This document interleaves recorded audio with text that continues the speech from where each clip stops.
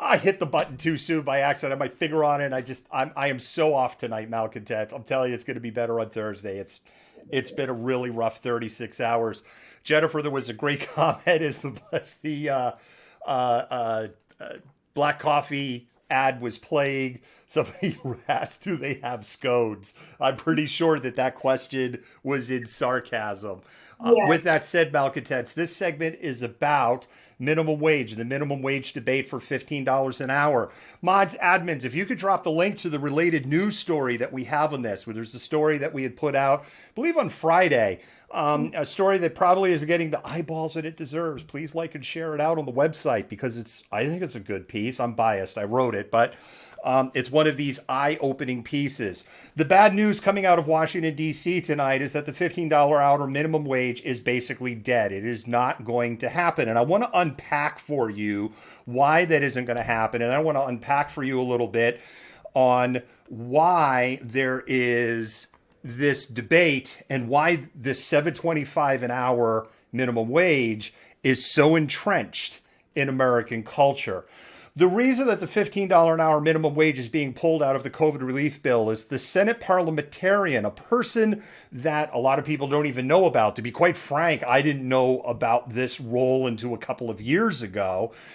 Their job is kind of to be this is what parliamentary rules, and when people hear parliament, they think British, and they think, I would like to tell the right honorable from Dorking that I think that he is a complete stock raving mad asshole. If you have never watched the House of Commons in Britain on C-SPAN, you don't know what you are missing. It's nuts in such a good way. The reason that they said that this would be a violation of procedures because they are using a special procedure to push this bill through.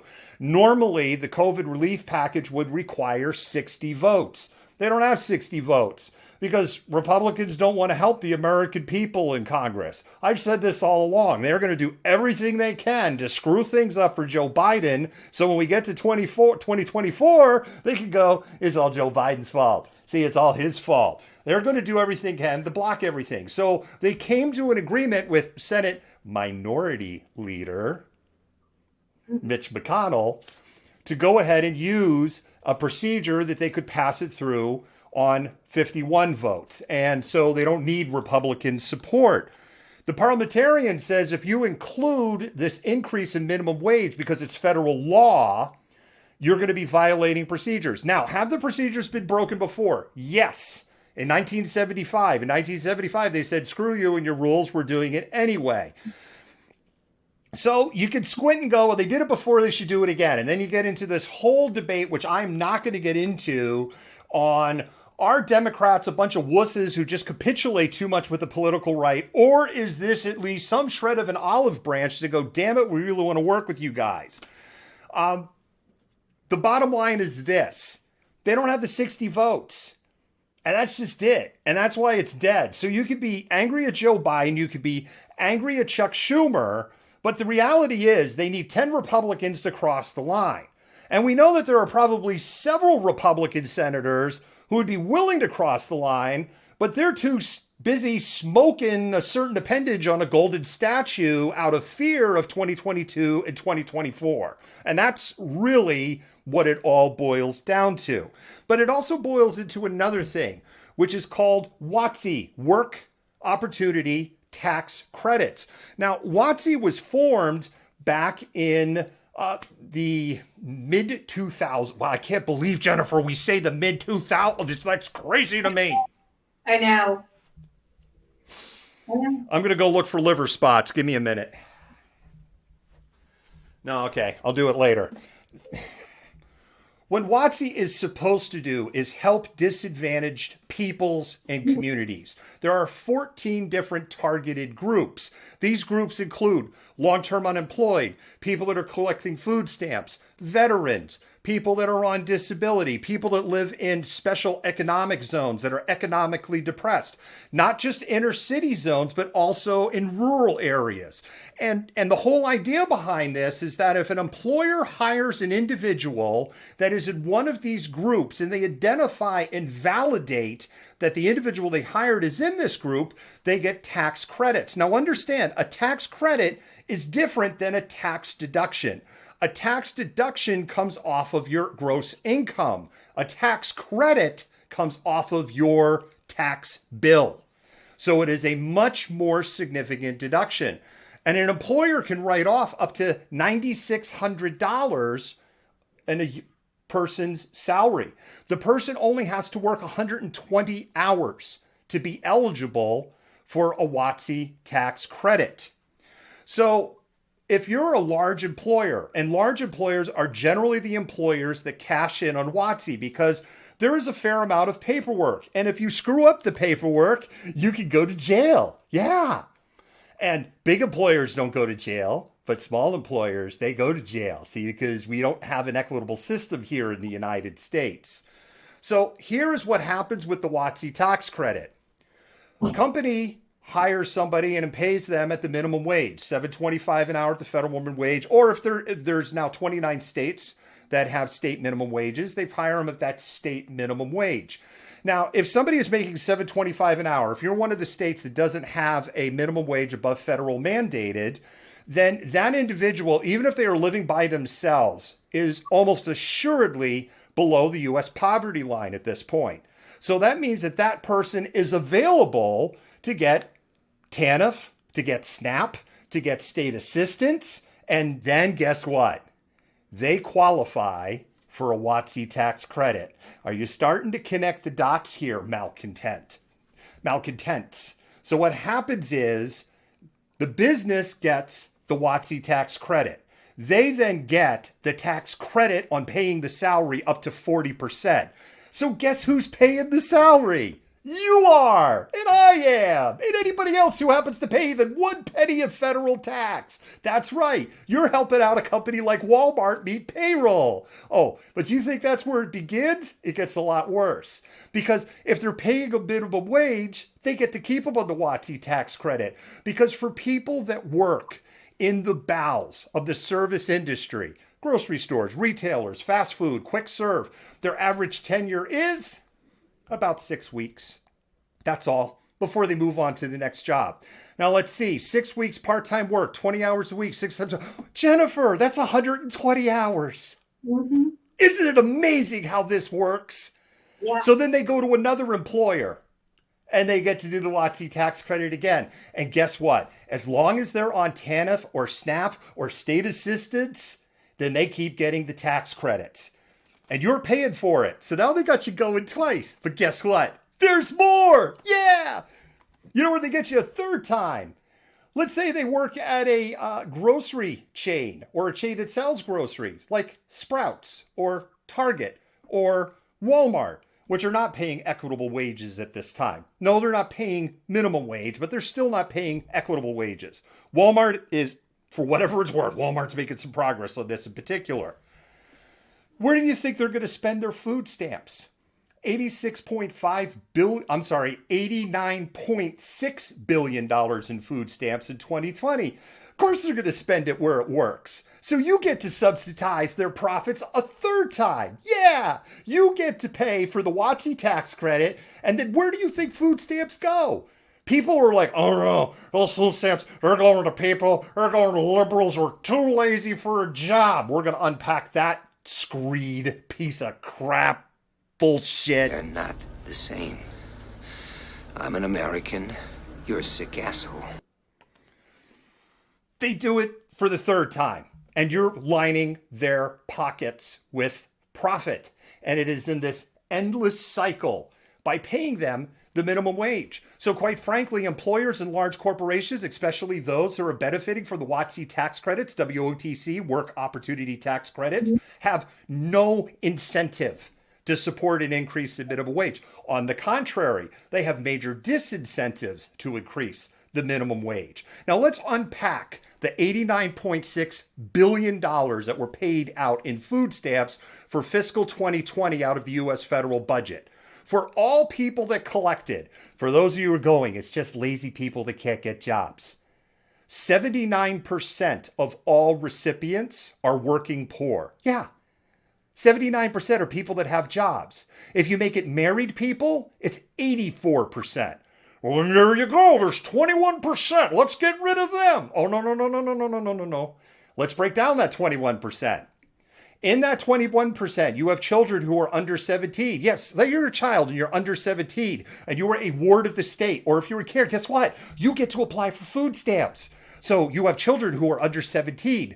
If they're under 16, they can't work in most states. And don't you want them focusing on going to school, not focusing on surviving so they don't end up trapped in the system in the first place? All right, fine. Kids, I'm not going to put the rest of them. Okay, then you have people that are on SSI, permanently disabled people who can't work. Do we have them starve to death? Okay, that's right. Grandma's disabled. I don't want her to starve to death. Well, fine. Well, then it's the rest of them. Okay, the next group that's in there are little old ladies living in the YMCA who are 65 years old and over and who are retired and are one step away from being on SSI on top of it.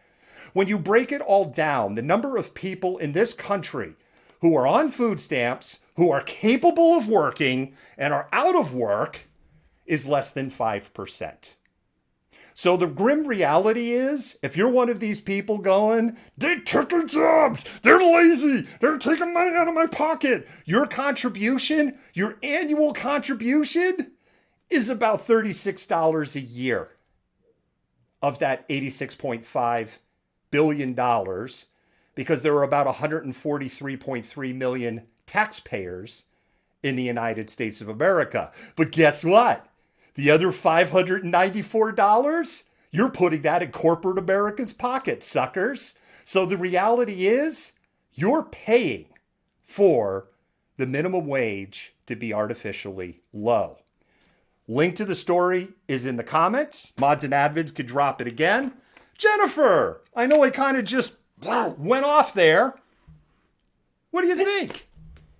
No, I think it's, to the benefit of corporations to propagate the myth that, food benefits and SNAP and whatever, and these benefits are being taken up by people who don't work, so that people who are working or the working poor are angry with the fact that they think they're subsidizing food stamps or, this whole idea of the welfare queen that emerged in the middle of the 20th century, because they get something out of that. It keeps the heat off of them, and it keeps people in the lower classes at odds with each other and the ruling class. Oh God, Marxist terminology. The ruling class, the bourgeoisie, safe from any kind of repercussions, and they get to continually line their pockets. That's why we also, a lot of the reason too why people are so anti-socialism and anti-communism, because they want to stoke those fears and keep people from understanding what those systems actually do and promote, the red bloc and, socialism as a bad thing, and point to Cuba and Venezuela as examples of this, where just like religion, these systems were appropriated by people with a specific agenda who use them to line their own pockets, which is essentially what the corporations in America are doing here. This is literally this analogy of there's 10 cookies on the table, a person comes up and steals 10, and then points at that other person and says, don't let that person steal your cookie. It's literally when you do the math. Yeah, no, absolutely. Absolutely. Jennifer, I have a clip I want to play from one Senator John Thune of South Dakota, reminiscing about the good old days. Hi, I specifically studied. I think the minimum wage is something that is particularly troubling and harmful at a time when you're trying to get people back to work and trying to create jobs again, because it drives up the cost of hiring people. And I can tell you, as somebody like Senator Scott, who was growing up in a small town, I worked for less than the minimum wage. I worked for the minimum wage. I started bussing tables at $1 an hour. I went up to $2.25 when they moved me up in the place, and then I finally made it to cook, which was big time. That was $6 an hour. But everybody in my town, I grew up in a little town on Interstate 90, as people were heading west to Mount Rushmore and Yellowstone and points beyond. was in one way or another involved in the travel industry. So two of my brothers worked at filling stations. My sister waited tables. My other brother worked at our big local attraction, which was the Pioneer Auto Show. And as I said, I cooked at the Star Family Restaurant. All of those businesses work with very narrow margins. And if you take a $15 minimum wage, and I will tell you right now in South Dakota, the minimum wage, and our state sets it, which is frankly where I think it should be done, our state has a $9.45 minimum wage.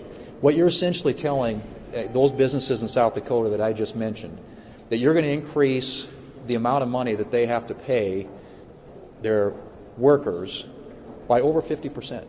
50% increase in the wages that they would pay. Well, what does that do? Obviously, it puts a lot of them out of business, but it also raises the cost of everything else. That's got to get passed on. So anybody who's buying a hamburger or filling up or getting a motel room there in that community or communities alike and all across South Dakota and all across this country are going to see the cost of doing business go up. That's going to make it that much harder for people who are trying to get back into the economy to get back in the economy. And as has already been pointed out, don't believe us. The Congressional Budget Office, which is the scorekeeper, the referee, if you will, when it comes to these issues, has said that it would cost the economy 1.4 million jobs. We shouldn't be costing jobs. We ought to be thinking about adding jobs. And that means putting policies in place. Okay, so, wait a minute. I didn't want to hit that button.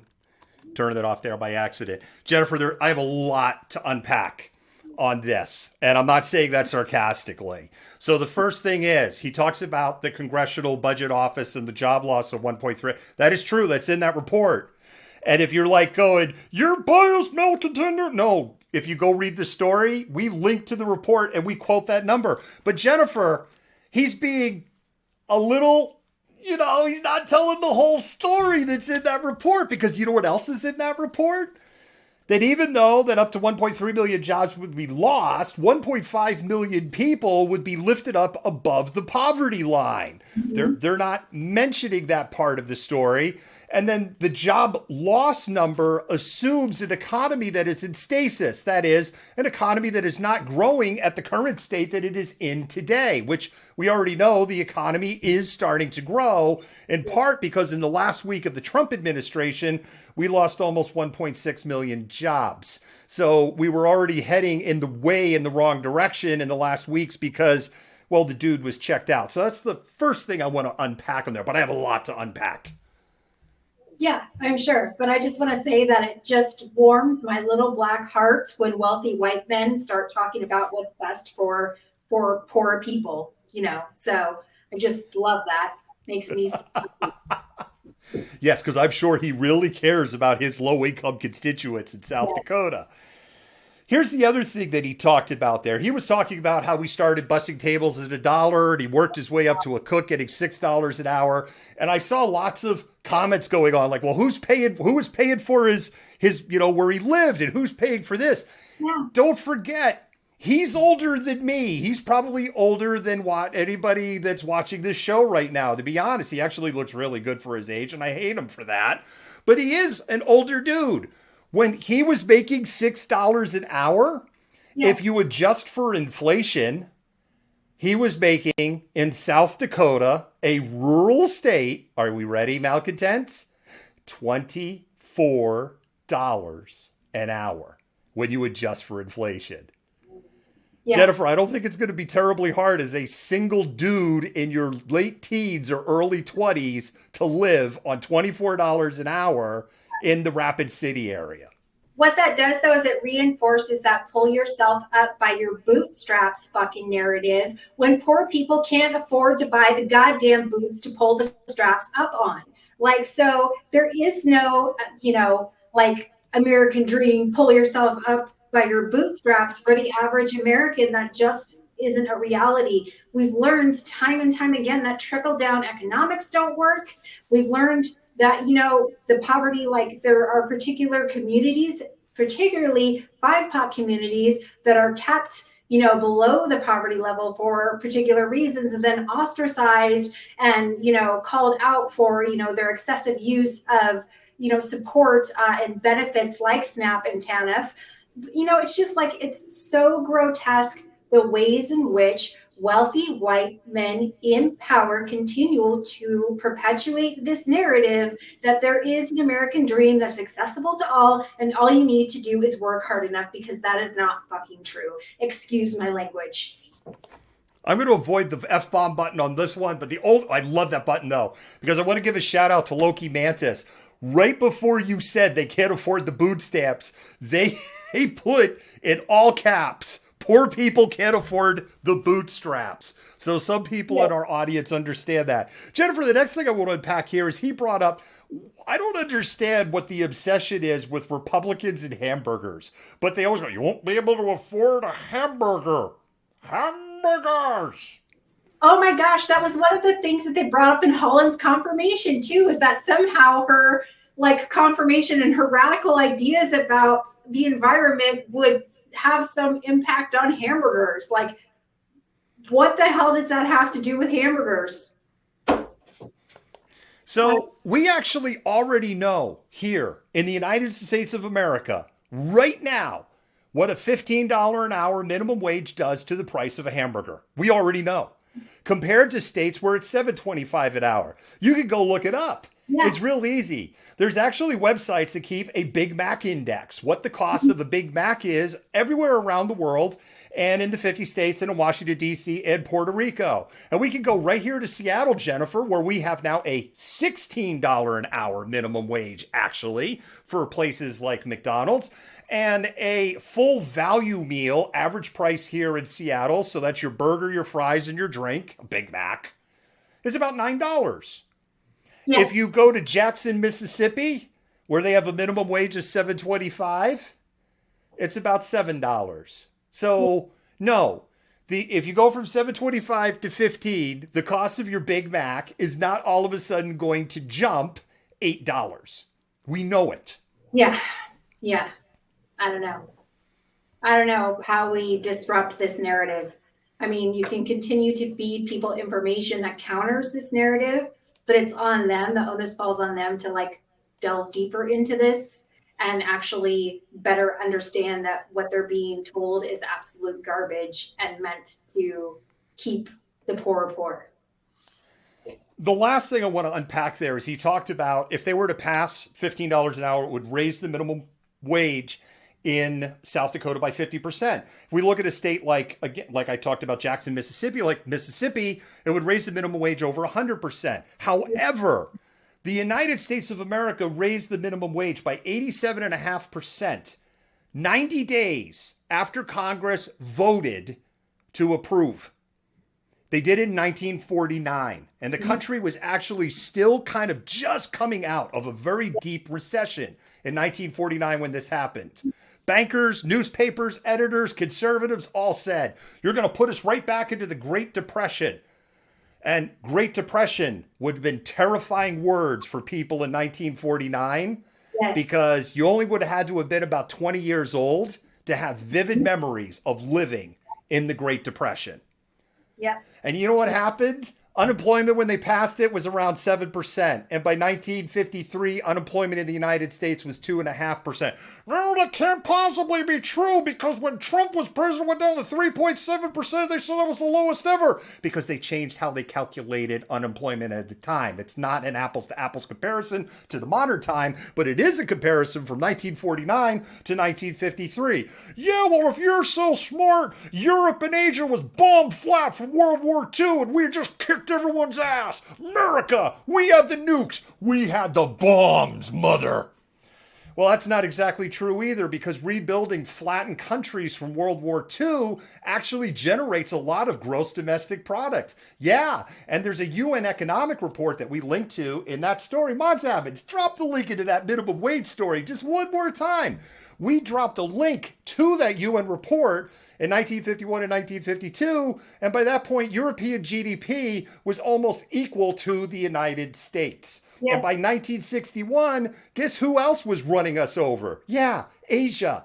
And yet we continue to grow as a country. As a matter of fact, Jennifer, question for you.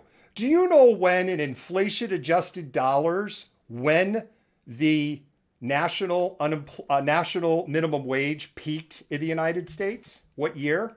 What year, David? 1968. And you know what's not lost to me? You know what else was passed in 1968? The second piece of the Equal Rights Amendments.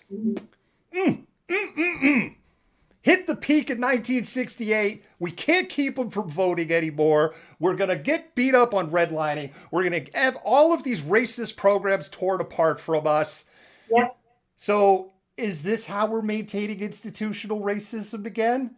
Or does 1968 just happen to be a convenient coincidence? You decide. Man. Well, I feel like, yeah, we've been on that for a little while. We have, and I'll let it go.